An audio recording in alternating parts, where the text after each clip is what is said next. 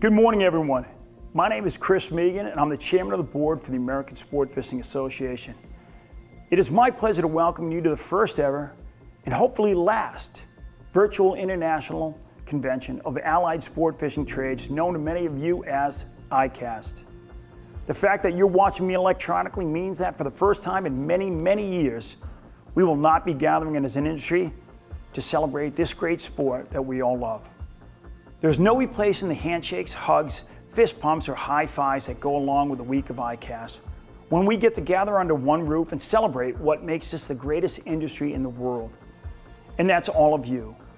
Over my nearly 25 years of attending ICAST, I've seen many amazing new products in engineering that I never thought I could imagine. But it was the people behind those products that made ICAST so special.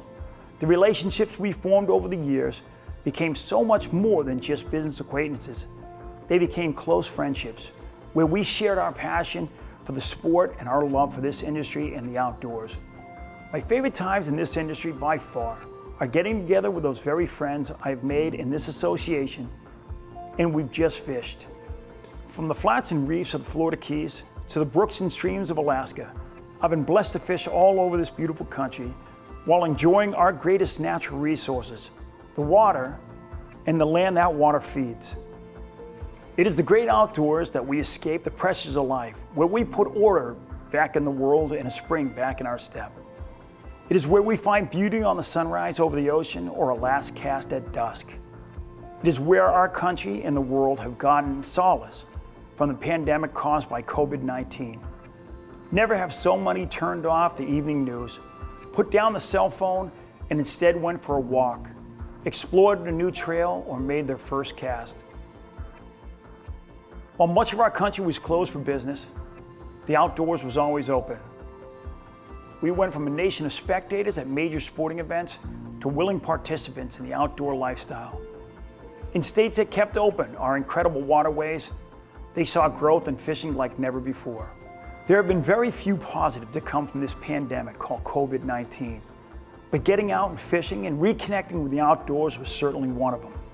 It is estimated that fishing will see nearly 8 million new anglers this year, to join the 50 million who had already realized the benefits of wetting a line and the escape it offers to be on the water.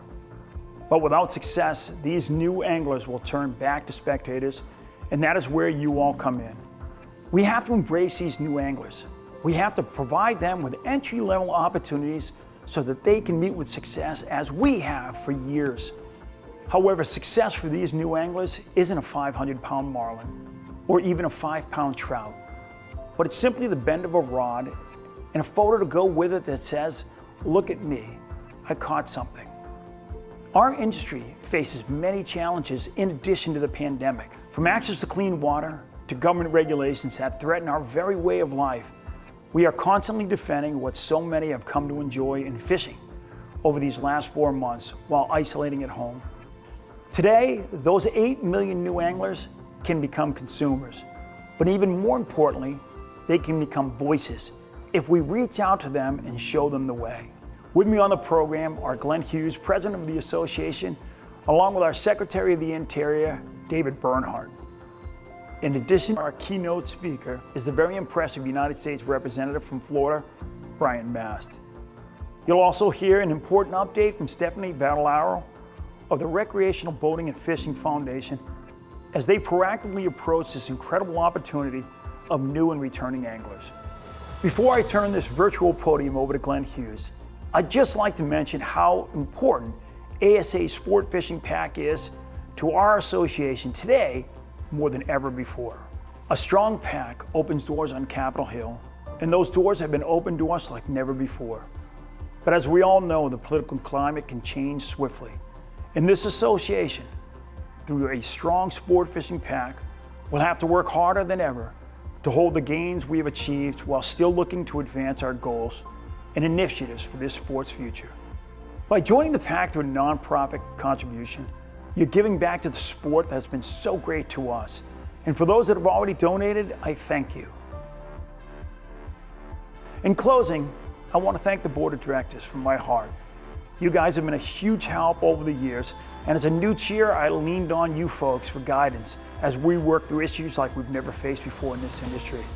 For all the time that you volunteered, I appreciate it more than you'll ever know. Thank you, guys. A big thanks is also warranted for our committee chairs, our members, and our sponsors for the volunteer time and the countless hours you also put in to make sure that this association moves forward. I know that that's done above and beyond your job. It's countless hours that you put in that make ASA what it is today. Thank you. And finally, to Glenn Hughes and his incredible team, I want to thank you for the hard work that you've done during this pandemic and all the hours that you've put in to ensure our future with ASA. This has certainly been a trying period in our industry and our association's history, but I am confident that with your leadership, the staff, and this board's guidance, we will come out stronger, ready to take on any new challenges that could possibly come our way, like locusts or even frogs falling from the sky. All kidding aside, I thank you for your support, and I wish you all good health and happiness as we enjoy this first ever virtual ICAST 2020. Thank you.